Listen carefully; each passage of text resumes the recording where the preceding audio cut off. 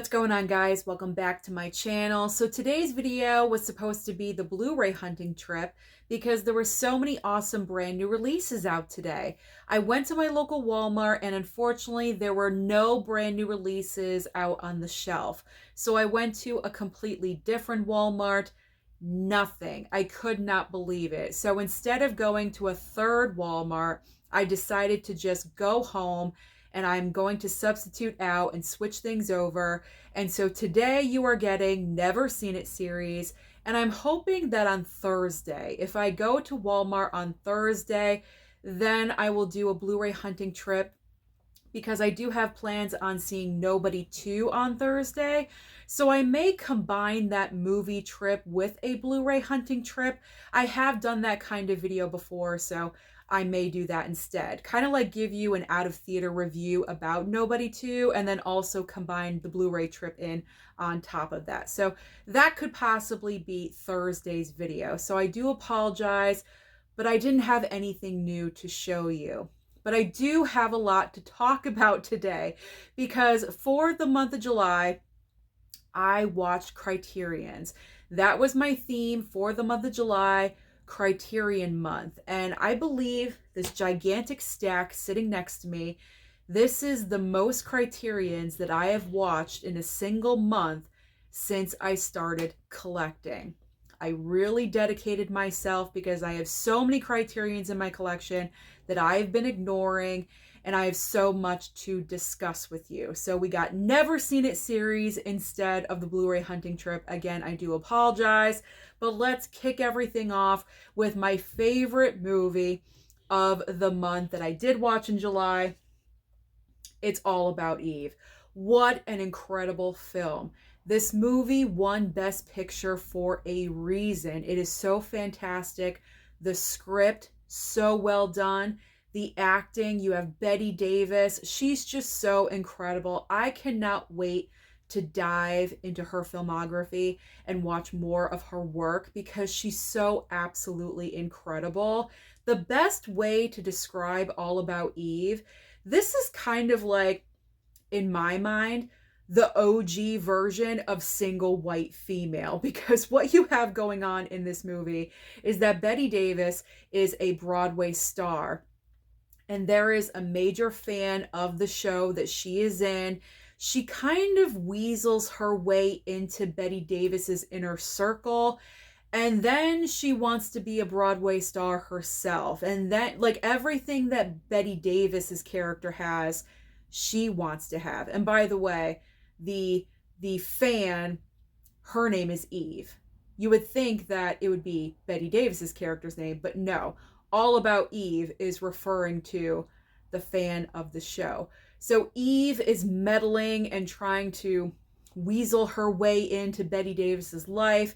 So entertaining. Absolutely loved watching this movie. I will watch this over and over again. So fantastic. It's really a shame that Bette Davis did not win an Oscar for this performance because she was just so good. So amazing. Highly recommend if you've never seen it. The upcoming Criterion sale in November, don't even hesitate. Pick this up. It was so good. So, so good. So my next favorite of the pile, this may surprise you just a little bit, but when it came to Mulholland Drive, my God, what a movie experience this was. David Lynch's genius is all over this film.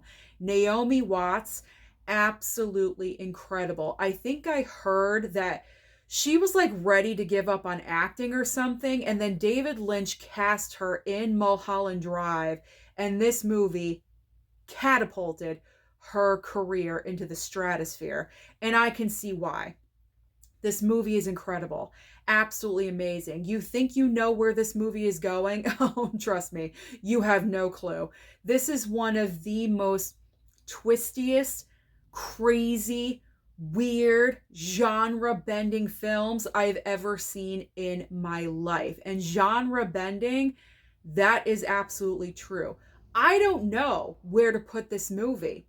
You could call it a drama at some points, suspense, a thriller, At some points, it could be considered a horror film, I guess. That could be stretching it, but there are kind of elements in the movie that do kind of apply to the horror genre. It's amazing. Absolutely incredible. And I'm so happy that I finally watched this because this has been in my Criterion collection for like 3 or 4 years now. Wow, what an incredible film. Mulholland Drive blew me away. Like, it makes me want to watch more David Lynch because he definitely is a director that I have a blind spot for. So now it opened up the door for me with David Lynch. Okay, Scarface.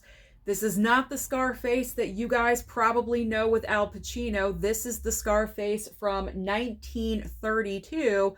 And you guys know I am a total sucker for mob movies, crime thrillers, things like that. And so this version of Scarface was right up my alley.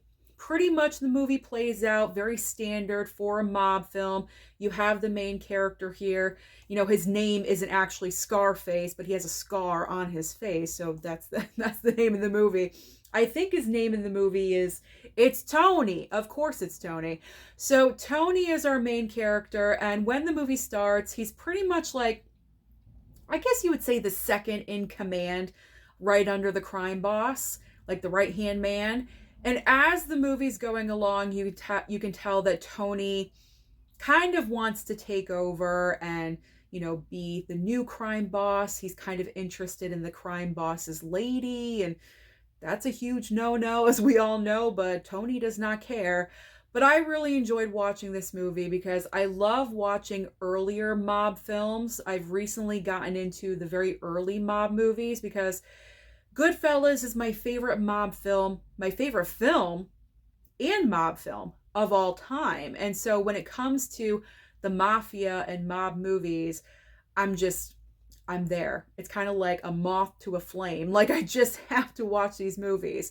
So watching the very early movies of this genre has been a pleasure to watch. So Scarface, great movie. Great. And I believe that one was the 4K, and it looked nice. It looked decent. It didn't blow me away, but considering the film is from 1932, it looked fine. Oh, this is another one of my favorites. You guys know I love Cary Grant, and when it comes to Cary Grant, the reason why I love him so much is because literally every single Cary Grant movie that I've seen, I have loved. There hasn't been a miss yet, and I hope that there's not going to be. The Awful Truth. I absolutely loved this movie. So you have Cary Grant and Irene Dunne in this film, and they play a married couple. And very early on in the film, they decide, you know what? We're going to get divorced. You know what? We're going to get a divorce. So they do. They get a divorce, and she kind of starts seeing someone, and he kind of not really starts seeing anyone, but he like fakes seeing someone. And you can tell throughout the entire film that everything that they're doing is kind of like getting back at each other and kind of just like, oh, does he or she still have feelings? It's kind of like that back and forth. There's always that one ex in your life. You know what I'm saying?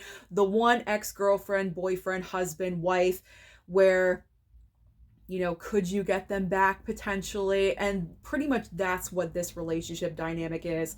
It's so fun. It's such a great movie. I absolutely loved it. Another win from Cary Grant. So fantastic. Okay. Now we have The Uninvited. Yeah. I like second guess myself. I'm like, is it The Uninvited or The Invited? The Uninvited. So this is a haunted house movie from 1944. And this is so interesting because I did go ahead and watch a couple of the special features. That's not what they call it with Criterion. It's called like the compliments or something. I don't know. But it's a bonus feature. And during the bonus features, I heard that this movie in particular is one of the oldest haunted house movies in the subgenre of haunted house films. I just thought that that was very interesting information because I enjoy a good haunted house, you know, every now and again. So again, this is from 1944. And this is all about a brother and a sister. They buy this house. She instantly falls in love with it, and he just kind of like goes along with it. I thought it was kind of weird that a brother and a sister bought a house together. Like, okay, whatever. But I get, they're both single. They're not attached to anyone's, and they don't want to be apart from each other. So they bought this house together, and they're very excited about it. And then after a little bit, some things start occurring that are not normal. And so they're figuring out how to deal with this, how to navigate. Who is it? Like, who's haunting the house? For what reason? And then there's another girl that comes into the picture, and she is connected to this ghostly character. I found this one highly entertaining as well. I would put this into the underrated character. I would put this into the underrated category. There we go. Because I feel like no one talks about this. When people recommend criterions, they don't talk about the uninvited. Well, I recommend the uninvited. So when November rolls around, pick up this criterion. It is worth it. It's a good one. Especially if you enjoy haunted house movies like that. You will enjoy that one. All right, now, we got Mouchette. Okay, Mouchette. Mouchette here was sent over, and it's been in my collection for probably 4 years or something like that. So I appreciate the fact that this was sent over, but I gotta be honest, I shut it off. I did. I shut it off, and it's probably most likely going to leave my collection because it is just so gosh darn depressing. It is so depressing. I mean, I already knew this going in. I was ready. I was like mentally prepared for it. But man, Mouchette here, like, no one likes this girl, like, at all. I felt like every single scene with Mouchette, no matter who she was around, people are like pushing her and like yelling at her and calling her names and just being really disrespectful. I'm like, what is this? Like, what's going on? I just couldn't take it. I don't know. I don't know. It just was not my cup of tea.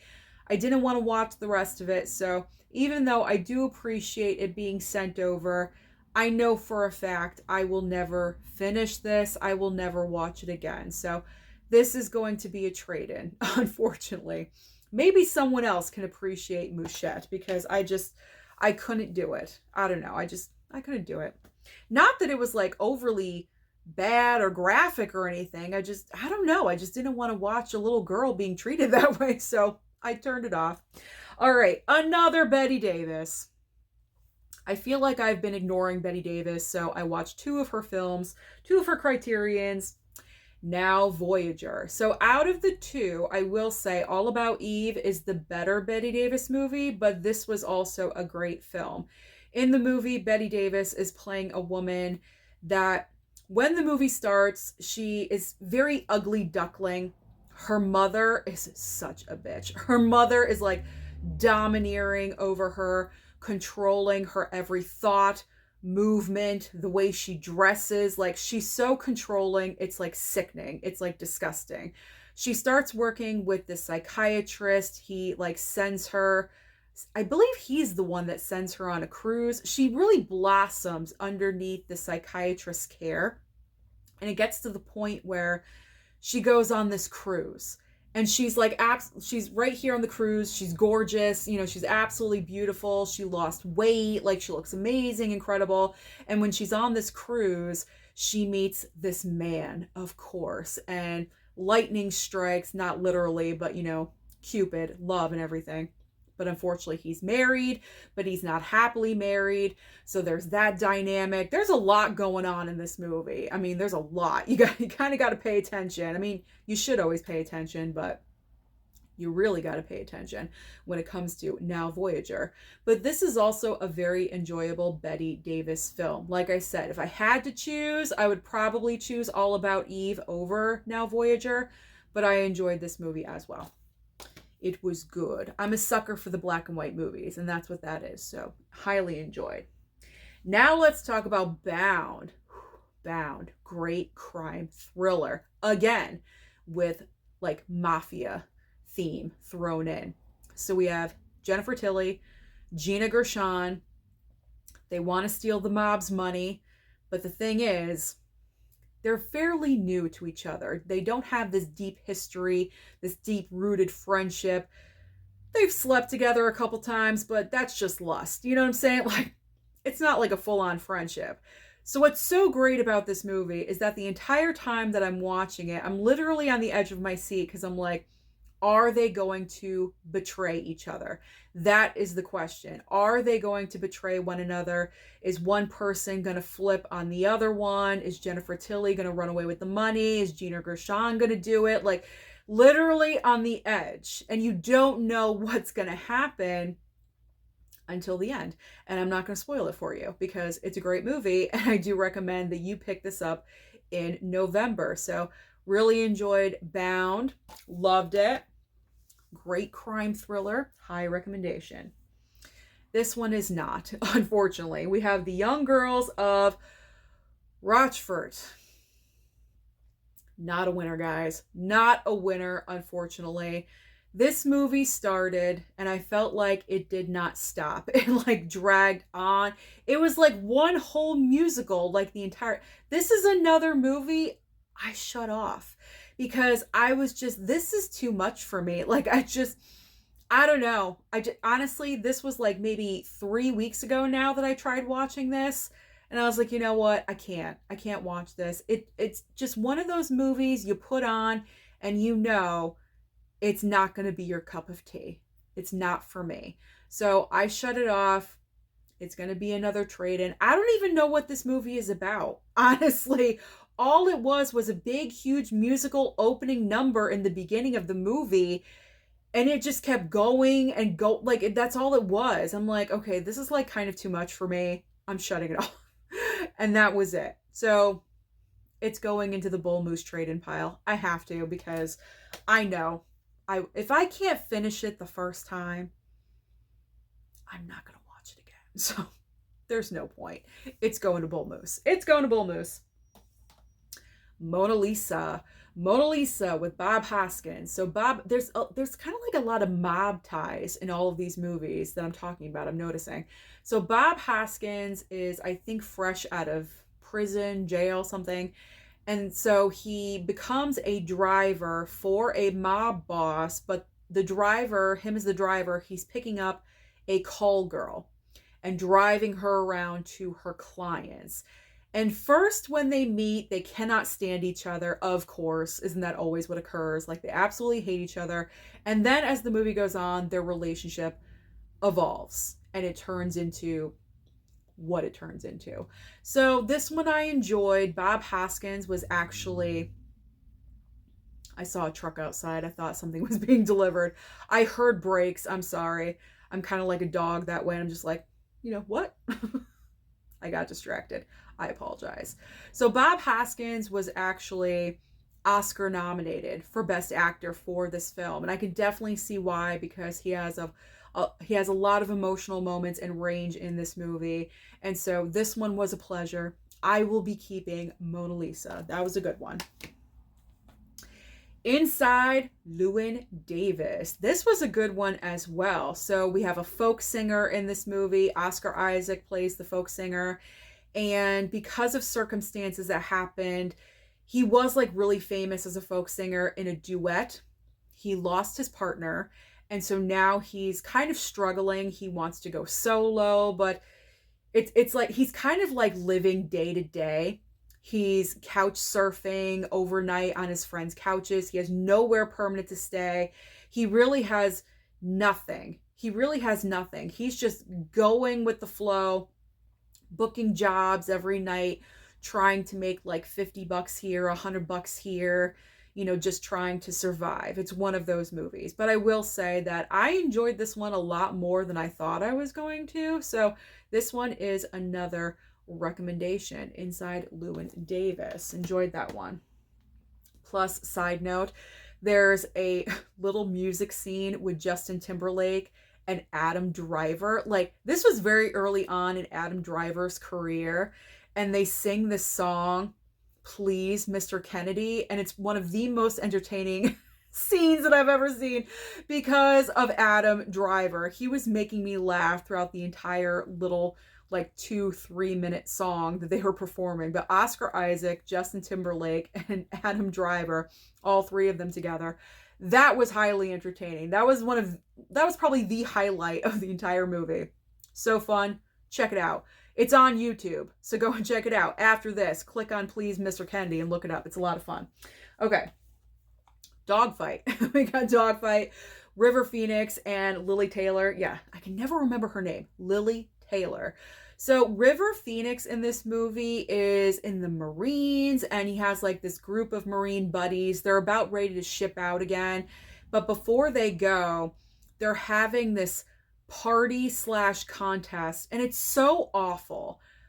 It's like a contest of who can bring the ugliest chick to the party. And so River Phoenix meets Lily Taylor. She's not ugly. Okay, she's maybe like a little homely looking, but she's not ugly. So he decides to take her to the party, and she figures out what's going on. So then, of course, she hates him. Then he feels bad. And then through whatever happens, they start hanging out. It's kind of like one of those movies that takes place all in one night and then kind of into the next day, into the future type movies. So the majority of the film is overnight, in one night. And so he feels bad, he finds her, he apologizes, they start hanging out, and they start building this relationship. It actually turns into a very sweet movie, but my gosh, like, I totally hate that. Find the ugliest chick and bring her to the party. That really sucks. That's really, really mean, but it's a great movie. I would consider this underrated as well. A lot of people do talk about it, but I don't know. I feel like some people mention it, but I feel like it should be mentioned more because it is a great movie. And consider we don't have River Phoenix anymore. You know, just let's talk about it a little bit more. All right. That was Dogfight. Okay. My Darling Clementine. My Darling Clementine. This is pretty much an earlier version of Tombstone. That's what this is. We have Henry Fonda in this movie that plays Wyatt Earp, and it plays out pretty much exactly the same as Tombstone with Kurt Russell and Val Kilmer. So I enjoyed watching this movie. If you love Tombstone, then check it out, My Darling Clementine. If you watch the entire film, you will then understand the title of the film, why it is called My Darling Clementine. But yeah, it's kind of like as I was watching it, I was like, I've already seen this. Like, but obviously this movie came first, you know, like this was the original Tombstone, you know, but it was good. It's fine. It didn't blow my mind as a movie, but it's fine because I really enjoy Henry Fonda. So that was kind of like on the plus side for me. Okay. Let's talk about this one. Okay. Midnight Cowboy. How did this movie win Best Picture? Can someone please tell me that? You know what? I still need to look up the other films that were in contention for Best Picture the year that Midnight Cowboy won. Why did I am baffled. I do not understand. And you know what kills me is that I have to keep this in my collection because it won Best Picture. The best thing about this movie is Dustin Hoffman. His performance in this film, I thought, was phenomenal. I thought it was better than The Graduate, and I'll get to The Graduate in a second because that is in my pile as well. But that's the highlight. That's the highlight for me. Jon Voight's performance, apparently both of them were nominated for Best Actor. Hoffman, I can see why. Voight, what? Like, I don't understand it. I don't understand. It's an okay performance. It's fine. But Oscar-worthy nomination? I don't think so. Best Picture winner? What? Like, I don't understand this. After the movie was done, I was kind of like, that won Best Picture. I cringed. Like, I was cringing at my screen. I was kind of baffled. I just don't understand. Again, I got to look up what other movies were nominated the same year because I just don't get it. I don't understand it. But I got to keep it. I can't get rid of it because it won. We're kind of getting to the movies that I did not really care for, as you can tell by all of my reactions to these movies. Let the Sun Shine In with Juliette Binoche. Pretty much Juliette Binoche in this movie. Now, let me say, I was really giving this movie a chance, and this is a criterion that I bought myself. I just randomly picked it during the sale. I was like, you know what, Juliette Binoche, I like her. Let's get this one. Mistake. Mistake. Her character in this film has no redeeming arc at all whatsoever. She is looking for love. She's like desperate for love. The movie opens, she is screwing a married guy, and then she moves on to an actor or something, and then she has her ex-husband that she fools around with again, and that doesn't really work, so she moves on to someone else. Like, she is hooking up with like 4 or 5 different guys. Now, there's nothing wrong with that, okay? Like, I get it. You want to swim the waters, okay? Like, I understand. You're trying to look for the love of your life. But literally, there's nothing in this movie where Juliette Binoche has like this like lightning moment in her brain, or, you know, has some redeeming quality about her character. Nothing. And then she goes to see Gerard Depardieu, like at the very end of the film. I don't even know who he is. Is he like a psychiatrist or something? And it takes forever. The scene goes on and on. Honestly, through the entire end credits of the movie is this scene between her and Gerard Depardieu. Didn't like it. Didn't enjoy it. We're getting rid of this one as well. There ain't no sunshine in that movie. It is dark. Dark, dark, dark. All right, now we got a good one. We're back to the good. I Married a Witch. This movie was so fun. You have Veronica Lake, right? Yes, Veronica Lake in this movie. She plays a witch. Centuries prior, her and her father, who is he also a witch too? Is that the technical term, witch, or is it a warlock? I don't know. We'll just call both of them witches. So her and her father are both witches, and centuries prior, they cast a spell on a certain male figure that they do not like, and all of his descendants that come after are going to be cursed. Well, centuries later, when her and her father, I think they were trapped in a tree, or it sounds weird, but like their spirits, their essence or something was trapped in a tree, and they escaped the tree. It's centuries later, and she ends up falling in love with one of the descendants that she had cursed prior. Get it? Was that understandable? I hope so. Just a fun movie. Really, really fun. And what's great about this movie is that it is so short. It's only 77 minutes long. And you know what? It doesn't need to be any longer than that. I thought it was the perfect runtime.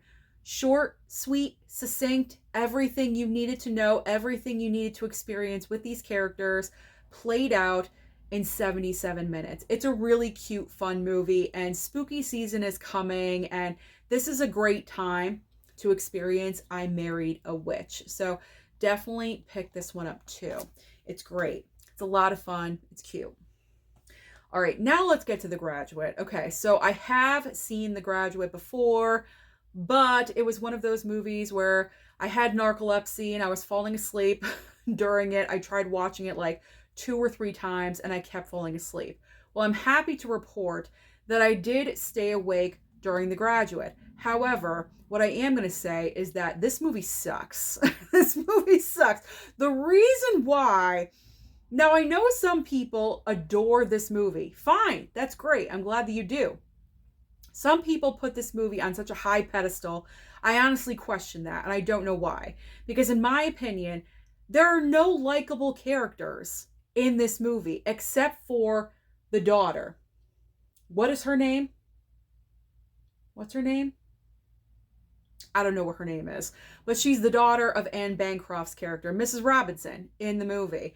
She's the only nice one. She's the only character that I actually had feelings for. Dustin Hoffman's character is, to me, just extremely unlikable. He's borderline stalking the daughter at one point during the movie. ruining a wedding. I mean, I know he has feelings for her and everything, but that's extremely selfish in my opinion. Anne Bancroft as Mrs. Robinson is despicable, absolutely horrible and horrendous, especially after he wants to end everything with her. Oh my God. She turns into a gigantic C. Like, I'm not going to say the word, obviously, but she's awful. The husband, he's a jerk off.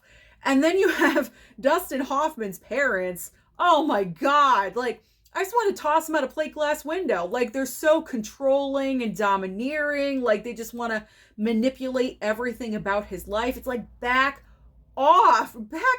Like, all these characters are just so unlikable. And that made me not really enjoy the movie.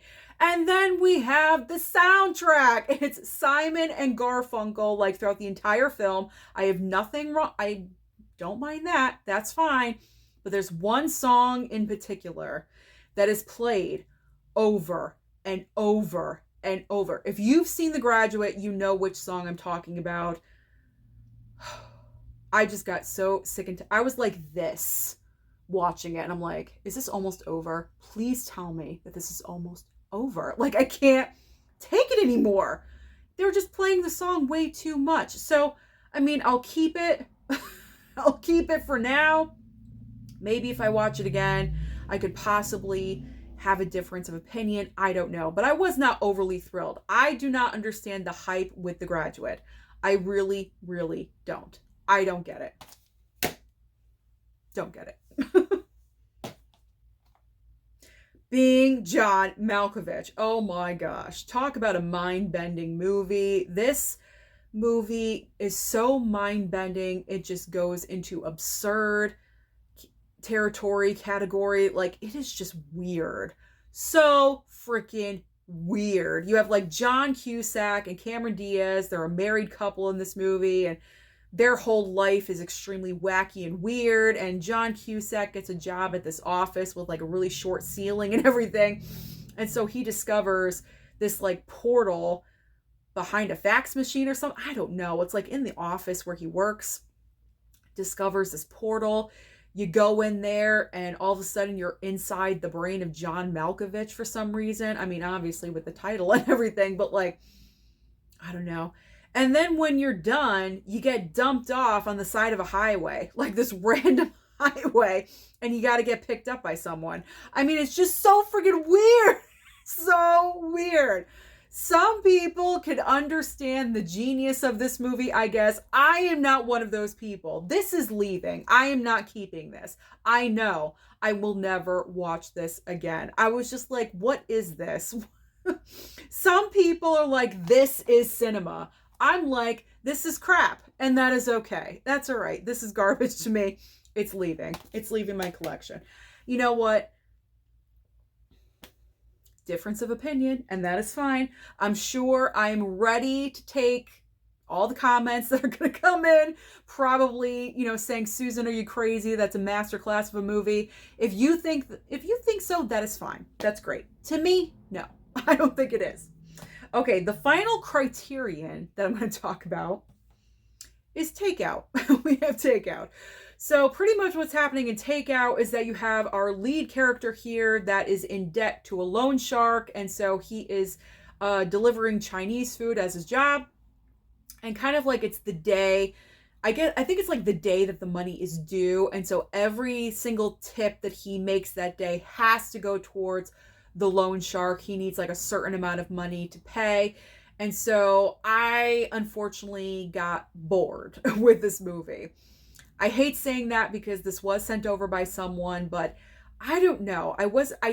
Again, this is a case of I turned the movie off because it just became very repetitive to me of the delivery driver making his deliveries, dropping them off, collecting the cash, the tip, whatever. Okay, and we're moving on to the next. That's all I saw of this movie. It got to the point where I'm like, is this going to be anything else other than me following him on his shift? You know what I'm saying? Like, I don't know. I did not really care for how the movie was shot. I didn't think it was that great. It was kind of chaotic at some points. I tried. I really did. I hung in, I think, for like 30 or 35, 30 to 40 minutes, I think. And I shut it off because I'm just like, is it more than this? So I may keep it to watch it again to give it another chance, but it's not looking good for takeout. I got to admit, it's not looking good for takeout. I might be getting rid of this one. I do appreciate it being sent over. I really, really do. But I can't keep everything. If I know I'm not going to watch it again, it's got to go. Takeout may possibly be one of those movies.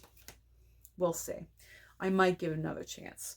Okay, so that is the end of the Criterion watches. But I did also want to watch some shark movies because in the month of July in particular, I love watching shark films. And so I wanted to concentrate on the Deep Blue Sea franchise. Yes, it's a franchise, if you did not know. Besides the first film right here, you have Deep Blue Sea 2 and 3. So I am going to focus in on the original Deep Blue Sea right here, because this is the brand new 4K from Arrow. And I really enjoyed Deep Blue Sea. It's probably my second favorite shark movie after Jaws, of course. It looked really, really, really nice in 4K. So I highly recommend that you do pick up Deep Blue Sea. I think there's an Arrow sale happening right now. 50% off at Barnes & Noble, I believe. If Deep Blue Sea is available, pick it up because it looks great. So high recommendation, Deep Blue Sea. So I'm happy I finally watched that 4K. So I'm just going to hold up Deep Blue Sea 2 and 3 because there's not enough to discuss individually, to be honest. So Deep Blue Sea 2 and 3. 2's garbage. 2 is absolute garbage. Part 3 is not bad. I would watch 3 again over Part 2. Part 2 is just so awful. The story, the script, the acting, everything is subpar, including the high sexualization of our lead female character was gross. It was like so freaking gross. Like every single chance they got, they were exploiting her and her sexuality. I'm not a fan of that. So I am not sure if I'm ever going to watch Part 2 again. Part 3, I would definitely put Part 3 in the guilty pleasure category of films because it's a film. I know it's not great, but you know what? There's some cheesy goodness bubbling underneath the surface, if you will. And so Part 3, I would watch again. But Part 2 is like, Part 2's garbage. So you know what? We're going to do it. We haven't done it in a while. We're going to fling it. We're going to fling that movie. Part 3, I would watch again. This one was like, okay, trust me, it's nowhere near the first movie. I mean, if, Deep Blue Sea was like a 5-star film, this is like a 1.5, possibly a 2. There are some moments that do save it, but it's nowhere near the original Deep Blue Sea. But I'm happy that I watched it. So those are all the latest movies that I've been watching from my Never Seen It collection. Comment down below and let me know your thoughts about any of the films that I mentioned in the video today. Don't forget to like and subscribe before you leave, and I'll see you next time.